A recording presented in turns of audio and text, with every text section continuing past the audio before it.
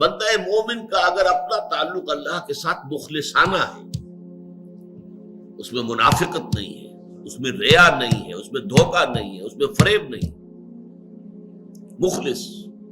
مخلصین لہ الدین، تو اللہ تعالیٰ کا تعلق بھی اس کے ساتھ ریسیپروکیٹ کرتا ہے۔ اللہ تعالیٰ انا عند ظن عبدی بی، حضور یہ اللہ کا قول ہے حدیث قدسی میں کہ میرا بندہ میرے بارے میں جو کچھ گمان کرتا ہے میں وہی سلوک اس کے ساتھ کرتا ہوں۔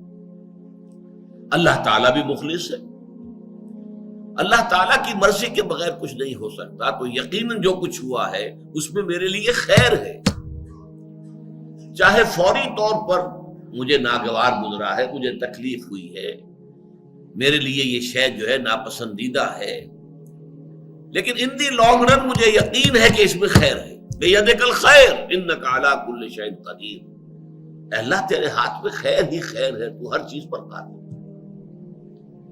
اچھا جو ہوگا وہ بھی اذن رب کے بغیر نہیں ہوگا، یہی تصور اس کے بارے میں ہونا ضروری ہے۔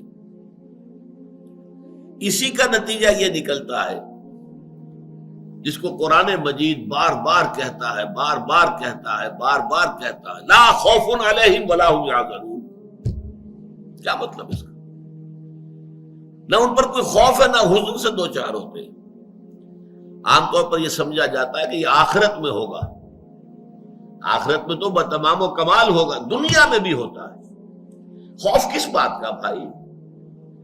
ہوگا وہی جو میرا رب چاہے گا، وہ میرا دوست ہے، میں اس کا ولی، وہ میرا ولی۔ الا ان اولیاء اللہ لا خوف علیہم ولا هم یحزنون، جو اللہ کے ولی ہوتے ہیں، اللہ کے دوست ہوتے ہیں، ان کے نہ کوئی خوف ہوتا ہے نہ حزن ہوتا۔ خوف کس بات کا؟ ہوگا وہ جو اللہ چاہے گا، اور جو کچھ اللہ چاہے گا اس میں کوئی نہ کوئی خیر ہوگا، چاہے فوری طور پر مجھے نظر نہ آئے۔ قرآن کہتا ہے سورہ بقرہ میں عسیٰ ان تکرہوا شیئا وہو خیر لکم وعسیٰ ان تحبوا شیئا وہو شر لکم،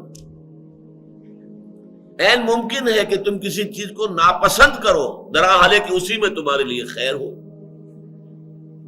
اور عین ممکن ہے کہ تم کسی چیز کو پسند کرو درحالے کہ اس میں تمہارے لیے شر ہو۔ اللہ یعلم وانتم لا تعلمون، اللہ جانتا ہے تم نہیں جانتے۔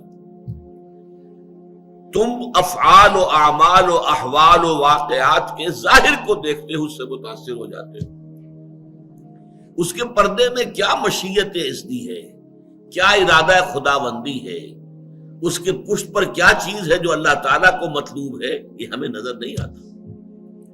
وی آر شارٹ سائٹڈ، ہماری نگاہ جو ہے بس کچھ دور تک جاتی ہے، اس سے آگے نہیں جاتی۔ لہذا افعال و اعمال و احوال و واقعات کے صرف ظاہر پر ہماری نگاہ ہے، باطن پر تو ہے ہی نہیں، لہذا ہم اس سے متاثر ہوتے ہیں۔